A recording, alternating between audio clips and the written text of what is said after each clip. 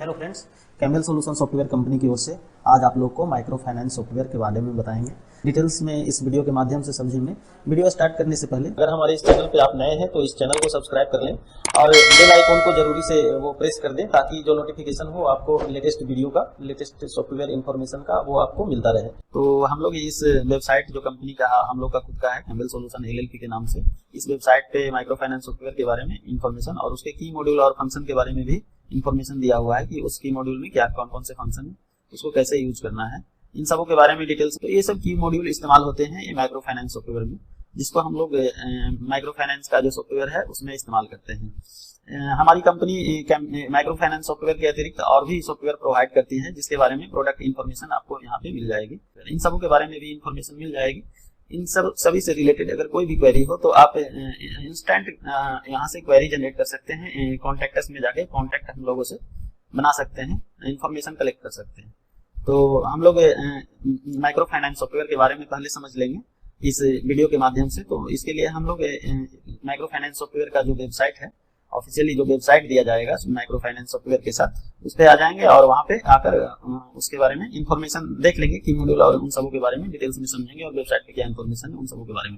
Micro finance software का जो official website है, जैसे कैलकुलेटर, लोन कैलकुलेटर, इसको आप यूज में ले सकते हैं जब आप लोन, जैसे ये माइक्रो फाइनेंस में जो भी लोन का स्कीम होगा, यहाँ पे डिफरेंट स्कीम है, उसका एलिजिबिलिटी क्राइटेरिया है कि पर्पस है, बाकी सब जो प्रोसेसिंग चार्जेज और सर्विस टैक्सेस है, सपोर्टेड डॉक्यूमेंट्स जो लगते हैं लोन के रिगार्डिंग इस स्कीम के तहत, तो आप यहाँ पे उन सबों को डिटेल्स में समझ लेंगे और यहाँ से कैलकुलेटर भी आप यूज में ले सकते हैं। बाकी कॉन्टैक्ट्स आपका जो माइक्रो फाइनेंस का जो कंपनी है उस पे उसके रिगार्डिंग यहाँ पे कॉन्टैक्ट बनाने के लिए कस्टमर से आप यहाँ पे अपना कॉन्टैक्ट जनरेट कर सकते हैं, यहाँ पे मैनेज कर सकते हैं।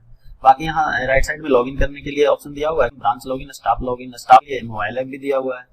आप इसको इस्तेमाल करके MyDue इन सबों से रिलेटेड इन्फॉर्मेशन कलेक्ट कर सकते हैं, पेमेंट कर सकते हैं। स्टाफ के लिए स्टाफ लॉगिन ऐप के माध्यम से आप कस्टमर का EMI ड्यू कलेक्ट कर सकते हैं, उनका रिपोर्ट जनरेट कर सकते हैं, उनका ड्यू देख सकते हैं। तो ये सब फैसिलिटीज यहाँ पे मिल जाएगी। ब्रांच लॉगिन में एडमिन और ब्रांच दोनों का यहाँ पे लॉगिन का ऑप्शन दिया हुआ है, यहाँ से आप डायरेक्टली जाकर लॉगिन करके देख सकते हैं। तो चलिए हम लोग एडमिन और ब्रांच दोनों को इंडिविजुअली लॉगिन करके हम लोग देखेंगे कि वहाँ पे की मॉड्यूल को कौन कौन सा फंक्शन दिया हुआ है, कौन कौन से की मॉड्यूल है। तो चलिए हम चलते हैं। एडमिन को लॉगिन करने के बाद एडमिन पे हम अपनी कंपनी का प्रोफाइल, माइक्रो फाइनेंस जो कंपनी है उसका प्रोफाइल अपडेट कर देंगे। प्रोफाइल सेक्शन में जाके प्रोफाइल अपडेट करने के बाद नीचे में बैंक डिटेल्स जो आपका होगा, अगर बैंक यहाँ पे आप करंट अकाउंट को दिखाना चाहते हैं तो नीचे में बैंक अपडेट कर देंगे। उसके बाद प्रमोटर सेक्शन में जो डायरेक्टर का डिटेल्स है वो आप यहाँ पे ऐड कर देंगे। जितने भी आपके कंपनी में डायरेक्टर होंगे उन सबों का डायरेक्टर को ऐड कर देंगे और वो उनका जो शेयर वैल्यू होगा, उनका जो इन्वेस्ट अमाउंट होगा वो भी इसमें मैनेज कर देंगे।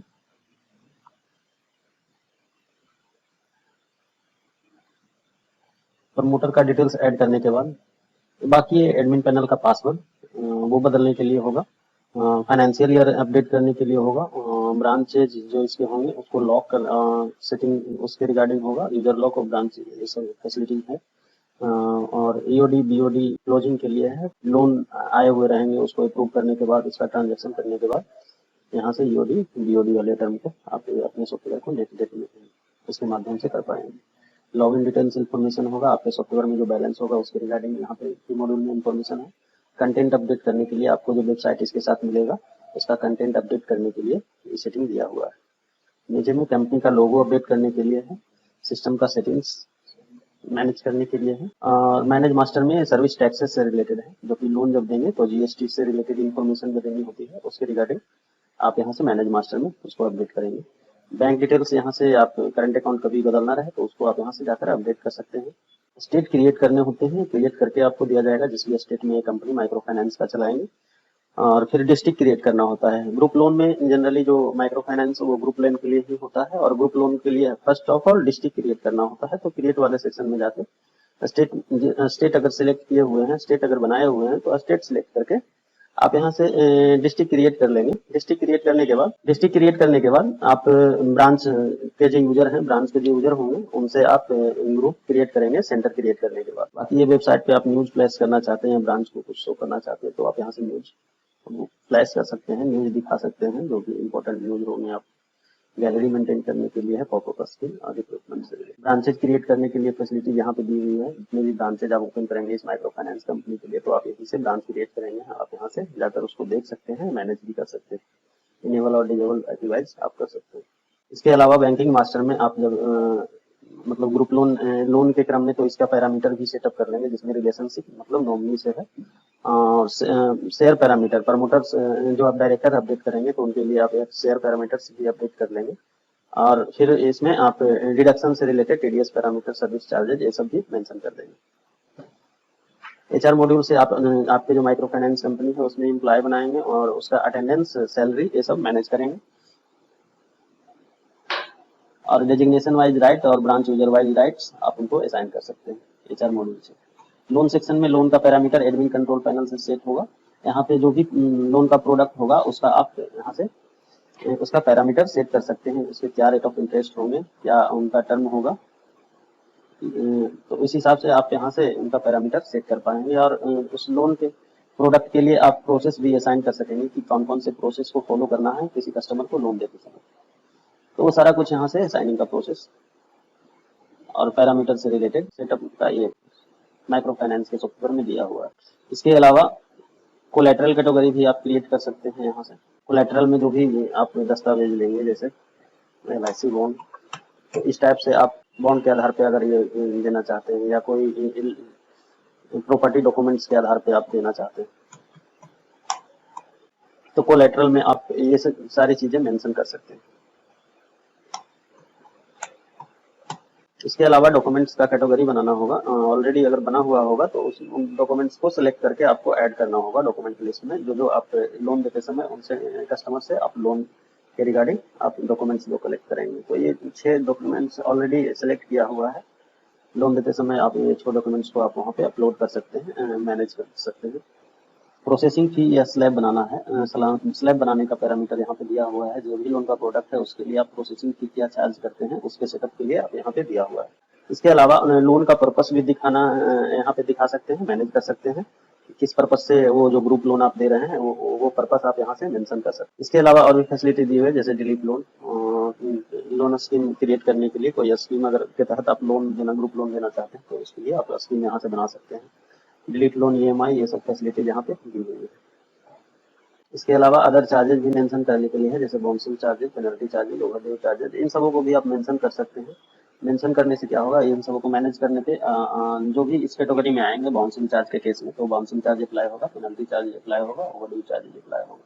इसके अलावा वेंडर ऐड करने के लिए माइक्रो फाइनेंस जो सॉफ्टवेयर है उसमें वेंडर भी आप ऐड करने का फैसिलिटी इस सॉफ्टवेयर में दिया हुआ है, तो उसको आप ऐड करके रख सकते हैं। रिपोर्ट सेक्शन में लोन के रिगार्डिंग जितने भी रिपोर्ट्स होते हैं वो सारे आपको इस रिपोर्ट सेक्शन में मिल जाएंगे। ग्रुप लोन से रिलेटेड जो भी रिपोर्ट्स होंगे वो सारे आपको मिल जाएंगे। Overdue report, group loan close report, group loan summary, ये सारे कुछ आपको ये माइक्रो फाइनेंस सॉफ्टवेयर जो है उसमें आपको मिल जाएंगे। बाकी अकाउंटिंग सेक्शन में वो लेजर्स का डिटेल्स मिल जाएगा, जो भी कैश में या बैंक में ट्रांजेक्शन हुए रहेंगे उन सारे का डिटेल्स आपको मिल जाएगा। एक्सपेंसेस होंगे वो आप यहाँ से मेंशन कर सकते हैं। पेमेंट वाउचर और रिसिप्ट वाउचर, इन सबों में आप मेंशन कर सकते हैं जो भी एक्सपेंसेस आपके रहेंगे, जो भी लायबिलिटीज और रिसिप्ट जो भी रहेंगे वो आप मेंटेन कर सकते हैं। इसके अलावा रिपोर्ट सेक्शन में आपको ओवरऑल रिपोर्ट यहाँ पे मिल जाएगा, जनरल रिपोर्ट और रिपोर्ट सेक्शन मेंबर एनरोलमेंट से रिलेटेड, ट्रांजेक्शन से रिलेटेड, ब्रांच यूजर वाइज भी आप यहाँ से ट्रांजेक्शन रिपोर्ट जनरेट कर सकते हैं।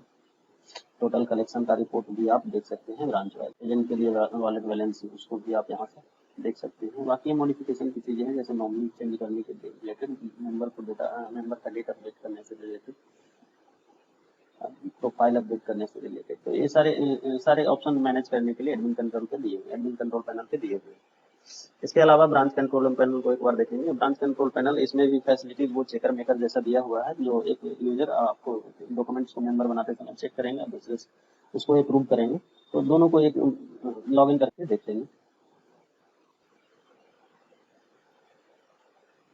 तो ये ब्रांच यूजर के यूजर पैनल पे आ गए और यहाँ पे हमारा जो ऑप्शन दिया हुआ है मेंबर बनाने से रिलेटेड, तो यहाँ से मेंबर का रिक्वेस्ट, क्रिएट मेंबर रिक्वेस्ट पे जाएंगे और मेंबर को इनरोल करेंगे। यहाँ से मेंबर का डेटा फीड करने के बाद, लास्ट KYC डॉक्यूमेंट्स अपडेट करने के बाद, आप जो सेकंड यूजर ब्रांच के होंगे उनसे उसको अप्रूव करके मेंबर आईडी जनरेट कर लेंगे। मेंबर आईडी जनरेट करने के बाद इस यूजर पैनल के माध्यम से हम यहाँ से एक ग्रुप क्रिएट करेंगे जिसमें आपको फर्स्ट में सेंटर नेम क्रिएट करना होता है, create centre name. Centre name create करना होता है, क्रिएट सेंटर नेम पे जाएंगे और सेंटर क्रिएट कर देंगे। अगर आपके पास डिस्ट्रिक्ट क्रिएट हुआ रहेगा तो यहाँ पे आप सेंटर नेम में मेंशन कर देंगे, जो कि आप विलेज का नाम देना चाहते हैं तो वो मेंशन कर देंगे सेंटर नेम।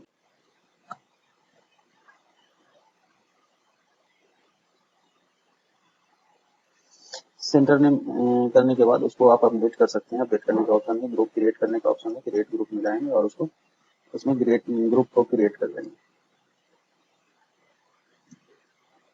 स्टेट सेलेक्ट कर लेंगे, डिस्ट्रिक्ट सेलेक्ट कर लेंगे। डिस्ट्रिक्ट सेलेक्ट करने के बाद सेंटर सेलेक्ट कर लेंगे जो आपने अभी बनाया विलेज का नाम। उसको सेलेक्ट करने के बाद एड्रेस डिटेल्स फिल कर देंगे, जो भी आपका एड्रेस रहेगा उस एरिया का उसको आप अपडेट कर लेंगे। कलेक्टर अगर कंपनी खुद है या कोई एजेंट है, एजेंट फैसिलिटी भी सॉफ्टवेयर में दी हुई है, तो एजेंट अगर कोई है तो उनको सिलेक्ट कर लेंगे, या कंपनी खुद है तो कंपनी को सिलेक्ट कर लेंगे। आप यहाँ से जो भी मेंशन करना चाहेंगे उसको करके आप ग्रुप क्रिएट कर लेंगे और उसमें ग्रुप में मेंबर को ऐड कर लेंगे। यहाँ से आप ग्रुप नंबर जो भी है आप ग्रुप में मेंबर को ऐड कर लेंगे। यहाँ पे हमने फर्स्ट ग्रुप में 2 मेंबर को ऑलरेडी ऐड किया हुआ है। अगर आपको इसके अलावा मेंबर को ऐड करना है तो यहाँ पे मेंबर का डेटा डालेंगे और उनको ऐड कर इस ऑप्शन पे जाके ऐड कर लेंगे। तो ये हो गया एक ग्रुप बनाने से रिलेटेड। सिंपली इसके बाद आप अप्लाई ग्रुप लोन पे जाएंगे, अप्लाई लोन या अप्लाई ग्रुप लोन पे जाएंगे। जिस भी मेंबर को आप ग्रुप लोन देना चाहते हैं उनका मेंबर आईडी यहाँ पे डाल के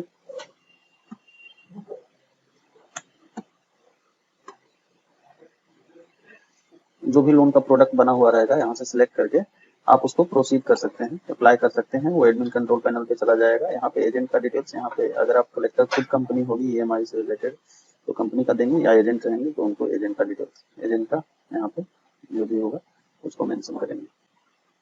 जब से लोन स्टार्ट करना है वो बाकी चेक ईएमआई करके आप आगे बढ़ जाएंगे। अप्लाई करने के बाद वो लोन एडमिन पैनल पे चलाया जाएगा और वहां से उसको अप्रूव करके लोन को डिस्बर्स कर देंगे।